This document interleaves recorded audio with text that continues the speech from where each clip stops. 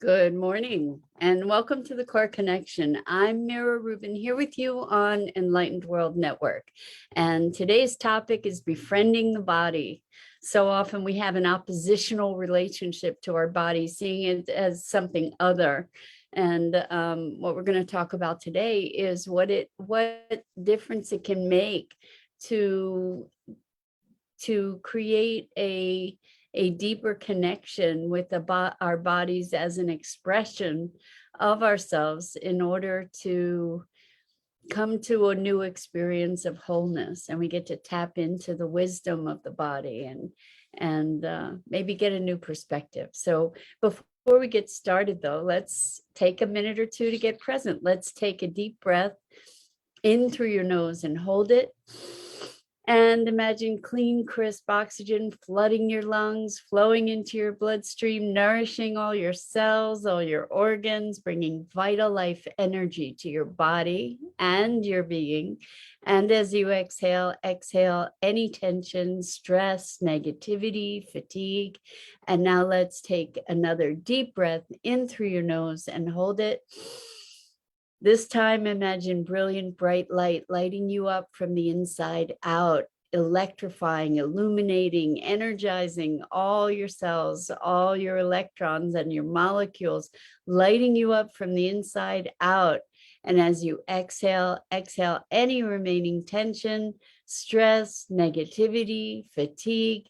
And now let's just gently press our palms together, very, very softly. Let's feel that tingling, that tickling, that soft sensation of one hand moving across the other, and allow that sensation to bring you present right here, right now, into this beautiful body that you are currently living life through. Welcome, welcome, welcome. Good morning, Rosalind. So good to have you here. Welcome to everybody who's joining us. We're talking today about befriending the body. So many of us have experiences or have experienced having the body be something other, like we're fighting with our bodies, right? We're trying to whip them into shape. We're trying to make them be a certain weight. We're challenged by aches and pains and our body's acting up and getting sick. And when the body gets sick, then we get to treat it with whatever treatments we're treating it with. And I'm wondering if today we might invite ourselves to have another experience of the body as an ally, that we're not separate from it. We may have the experience of inhabiting it. We may have an experience, and I think a lot of people do, of being in opposition to it, I hate my body kind of attitude, and all kinds of judgment about the body and its appearance and its capabilities. And I wonder what would shift if we were to be able to move into a relationship with the body as a beloved ally, where our body can be a profound and wise teacher. Our bodies record everything we've ever experienced. And you've all heard the phrase, I'm sure, body memory. And our body's like a biocomputer. It records the events of our lives, the traumas of our lives, the joys of our lives. It is our interface with the world. It's what gives us the capacity to experience our human experience. The consciousness is residing within this or is integrated with this physical expression. And the magnificence, the magic of our senses, to be able to see, to hear, to taste, to smell, to touch, to feel temperature and a sensation, all our nerve endings, all our senses, and it's this remarkable record of our lives and all this chemistry that happens, and we often feel at the effect of it when we experience illness. You know, we're trying to fix the body all the time, in one way or another, you know, whether it's through exercise, although sometimes, I mean, from a maybe healthier vantage point, exercise is something that we can enjoy to feed the body versus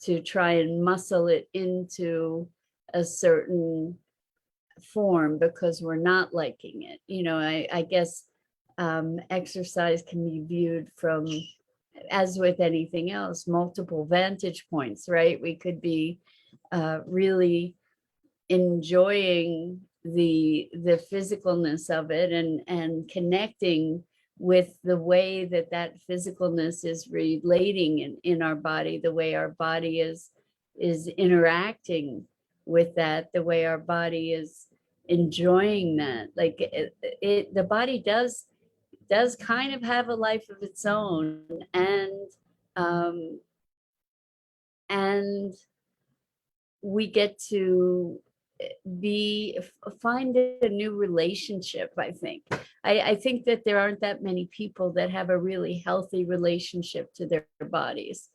I know for myself that I've gone through many evolutions of my relationship, or many phases of my relationship with my body. I think for years I hated my body, and I had challenges from the time I was a kid with breathing and allergies and all kinds of other things, and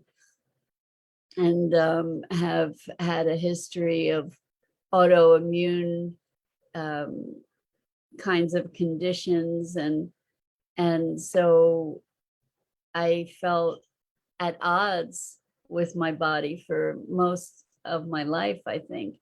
And it's in recent years, thankfully, that I've become more aware of the wisdom that my body holds, and the teacher that it is and can be. And I think that what we're talking about is another level of alignment with self. You know, like we might feel like, oh, I've got too much weight on my body, or I don't have enough, or I, you know, this, that, or the other thing is wrong with my body. And then we judge ourselves as our bodies, and succumb to that kind of judgment by others as well. And I think it's an interesting thing to consciously and deliberately explore the relationship with our bodies. So I know that, like, I've had a lot of digestive issues in the past, and as I said, autoimmune stuff, and I've worked with a lot of clients who have had gut issues and aches and pains, and I can tell you that I'm fascinated by the ways that physical things shift and change in the course of transformational work, and how as we move through transformation, Maggie's having a great time exploring, hiding and exploring under my top shirt here. As you can see, she's such a character. Maggie, no biting, buddy. Okay, thank you. She just looks at me. So, so I think it's really interesting in the course of the work that I do with people. A big part of it is somatic. So, what are you feeling in your body? Where are you feeling that emotion in your body? And this is a really important thing, because what often arises is emotion that had been stored for who knows how long in the body, and these physical things start releasing. I expect you've probably had experiences with massage where a certain point will be activated on your body in the course of a massage that will trigger emotional release. And so our body is a physical repository for all kinds of energy, all kinds of emotional energy and mental energy, and not to mention physical experiences, right? And one of the things I think I've spoken about multiple times is how when we receive an injury, to be present to that injury, whether it's physical or emotional, to be present to it, to allow ourselves to experience the sensation of it. And in the process of that experience, that sensation transmutes and transforms. And a notable, Rosalind says, if there's congestion in the stomach versus the throat or back, what is the body holding on to, and why does it get stuck where it does? That's a question for the ages, Rosalind. But I think one way that we can explore that is, well, first of all, Louise Hay has a book called, I think it's called, it might be Healing Yourself. I'm not certain, but Louise Hay, you can check that out. And she has emotional correlations for all different kinds of physical manifestations of emotion and whatever. But one of the things that I think about is the metaphor. So oftentimes things that occur in the stomach or in the gut is I can't stomach it. You know, I can't digest that. You know, I think about the words that we use, right? Or the thought of that just makes me nauseous, or I just want to throw up. Or, you know, those are kinds of things that might, that kind of response, that kind of emotional response is something that might be manifesting in the gut, right? Not being able to integrate something, not being able to digest something. And as far as the throat is, I can't swallow that, or that's too much to swallow, or throat often has to do with voice and being able to speak something, or feeling censored, feeling like you've lost your voice, or you can't speak your mind. Good morning, Elaine. It's been a while. So good to have you back. We're talking about the befriending the body as a teacher and as a friend, and having a compassionate and loving relationship with the body, rather than an oppositional relationship where we consider the body to be a thing to dominate and control. You know, that perhaps instead we might enlist it as an ally, and plumb its wisdom. So and also talking about how the body records everything that we've experienced. And so we have this magnificent biocomputer that is a physical record of our experience. It's like our own Rosetta Stone in a way, and we get to learn how to understand it better. I have a client who, whenever she was kind of veering off track, she would, it took us a while to understand what this signal was for her, but there was a pain that she would have in her back. And whenever she was going awry, and we finally learned how to talk to it and um, to be able to access its wisdom. So Rosalind says, befriending in the form of self-compassion. If your back aches, taking a break and perhaps the pause will redirect if you need to enlist some help.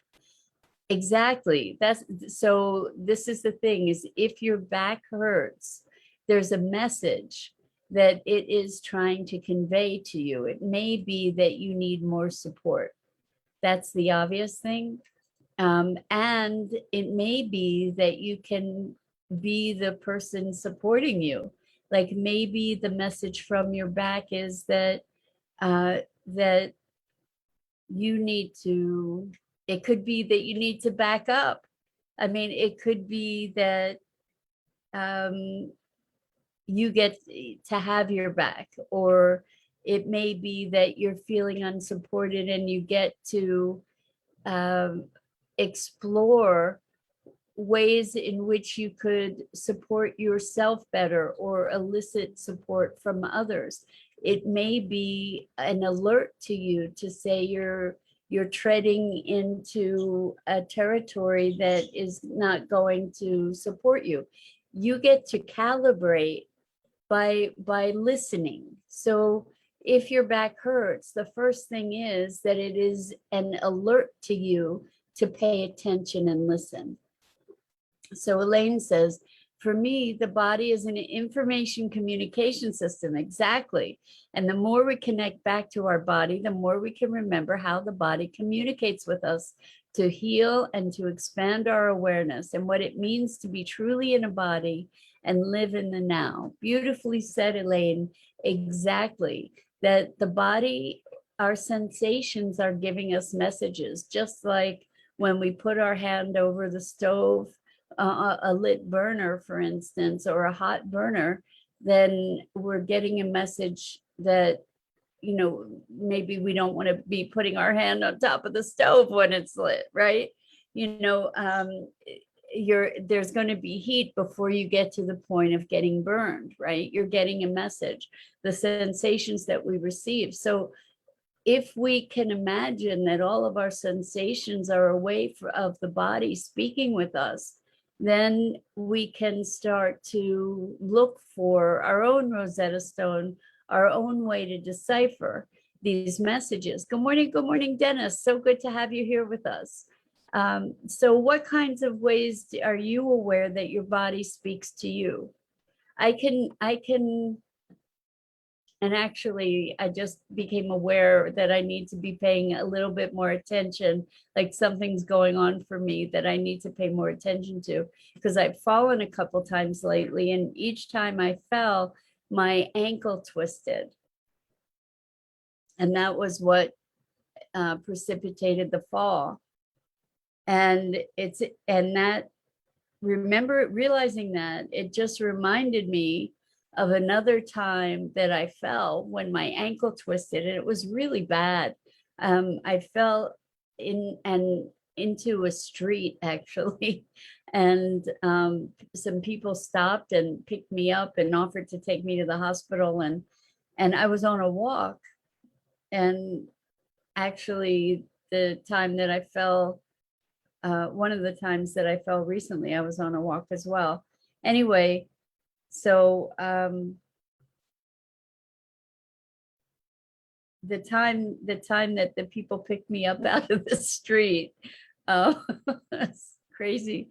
I declined their generous invitation to take me to the hospital. And what I did was I went and I sat with my twisted ankle, which was pretty badly injured.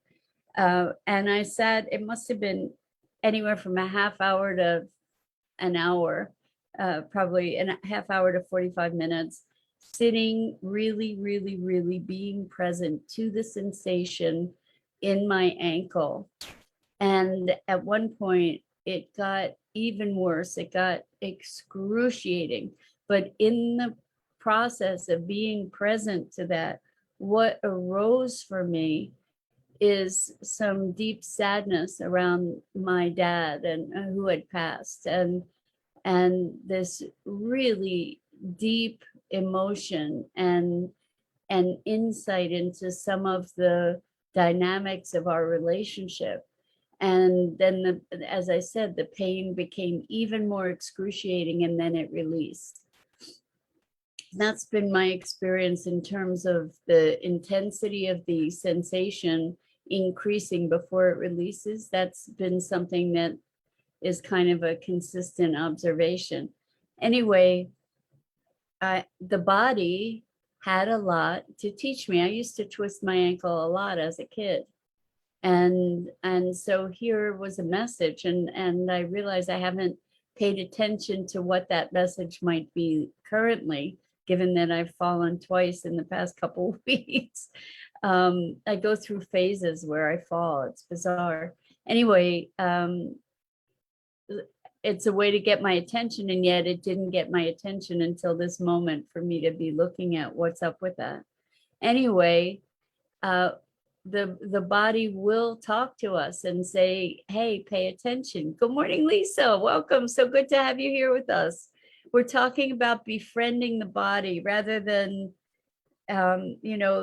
hating it for the aches and pains we receive or experience, or, judging it for the appearance of it, or our weight, or trying to whip it into shape in one way or another, to dominate and control it. To maybe there's another aspect that we can be exploring where we actually befriend the body and recognize it as our lifelong partner, which indeed it is, and to relate to it with compassionate care. So I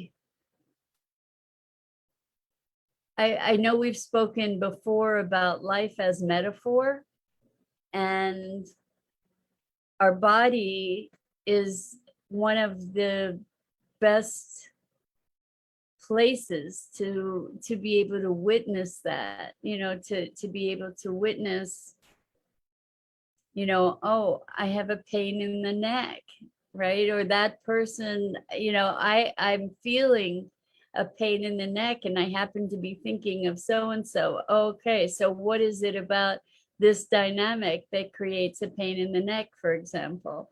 Or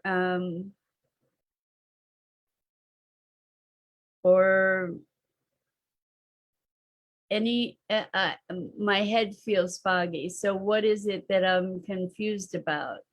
Or I know that lungs are supposed to be related to sorrows, so if I'm having trouble breathing, what are the sorrows perhaps that I haven't processed?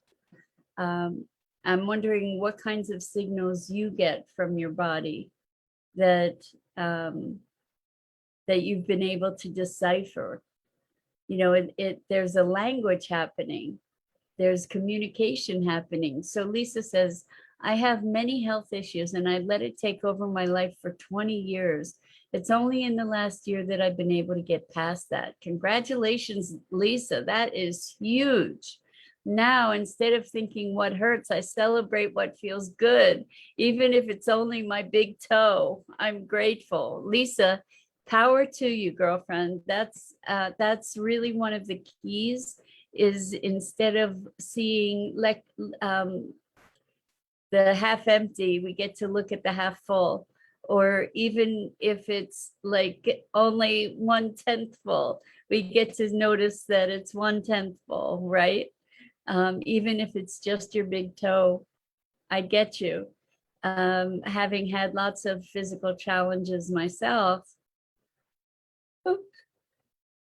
Oh, excuse me. I guess I'm letting go of some energy there. Anyway,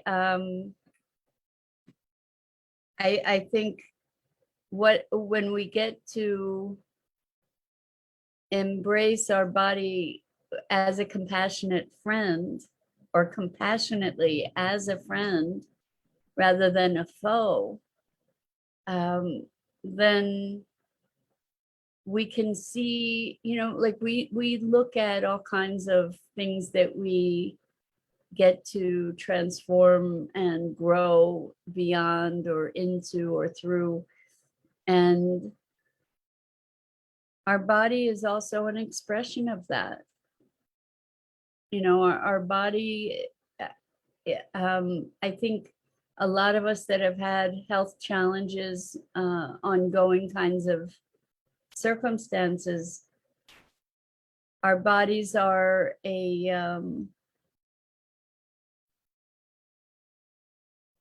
like an antenna that is receiving all kinds of information. And it may be that we're just, that we have a very sensitive instrument that is picking up all kinds of stuff from our environment. And that's an opportunity. You said it, Lisa. I just was going to use the words that you used. So Lisa says it's all part of my awakening. I was just going to say it's an opportunity to awaken to greater awareness. And Lisa says, I'm going through quite an accession, thankfully. It's been amazing. Every night I hug myself and tell myself I love you. It's crazy how those little tweaks change so much. Lisa, I just did the very same thing this morning, just hugging myself and saying I love you. And it is such a difference, to be able to allow ourselves to be lovable by ourselves, to be loving ourselves and loving our bodies and loving our being as a unified presence. For sure, for sure. So congratulations to you. And isn't it remarkable? Like you said, it's crazy how those little tweaks change so much. It's remarkable how we can transform ourselves. We already know about the transformative power of love. It's amazing how we can transform ourselves in body and being by directing that love to ourselves as well. To compassionately love, accept, and adore ourselves, and then we know we're loved, and that changes everything, and it changes our physicality too. And speaking about that, I'm reminded of the work that Dr. Joe Dispenza is doing, where through consciousness, people are transforming all kinds of physical manifestations, where people are reversing or disappearing all kinds of conditions like cancer and MS and Parkinson's and paralysis and pain and all kinds of things that are supposedly incurable or irreversible.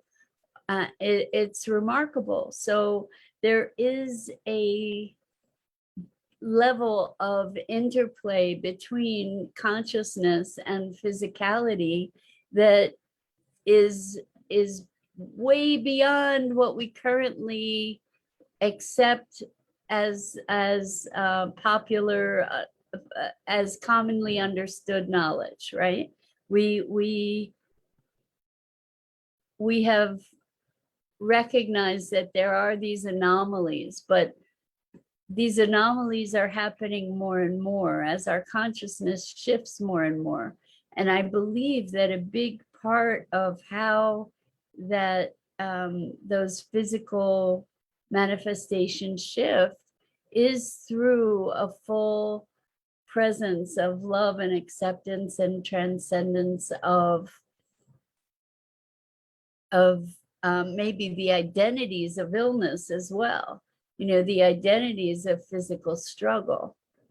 um, and and clearing whatever those energetic patterns are that hold those physical manifestations in place. So if you're not aware of the work that Joe Dispenza is doing, check it out. He's written a bunch of awesome books. One of them is called You Are the Placebo, and another one is Breaking the Habit of Being Yourself. Because the notion is that we have all these ideas about who we are, and those ideas about who we are keep us locked in the patterns that are the physical, mental, emotional, energetic patterns that are limiting us, whether it's through disease or through behaviors, but that it's our consciousness ultimately that is dictating the confines of our, or the parameters of our experience. So we know these things. But anyway, the invitation today is to make friends with your body, like to recognize it as a beloved partner. What if we treated our bodies as our beloved, and nurtured it, and or nurtured them, and gave them appreciation and compassion? It might radically shift our experience. And so with that, another morning of musings with you. Thank you so much for being here and participating and supporting these morning conversations. Lisa says, if you continue to give life to the negative, you will experience negativity. Absolutely. Manifesting is wonderful, but watch, because you can easily manifest negative things. It's true. Whatever we're putting our attention to is what we're manifesting. That's why worry is manifesting, negative futures. So be putting your attention on what you desire rather than what you don't. And with that, I'm Mira Rubin. This is the Core Connection, and I go live each weekday morning at 9 a.m. Eastern here on the Enlightened World Network Facebook page. Please check out the other awesome programming on all the other Enlightened World Network properties, EWN, One with the Earth, and Enlightened World Living. And Dennis says Dankeschön. Wonder, I never knew that was how it was spelled. Thank you for that, Dennis. And lots and lots and lots of love to you, and love your body today and every day. Till next time, so much love.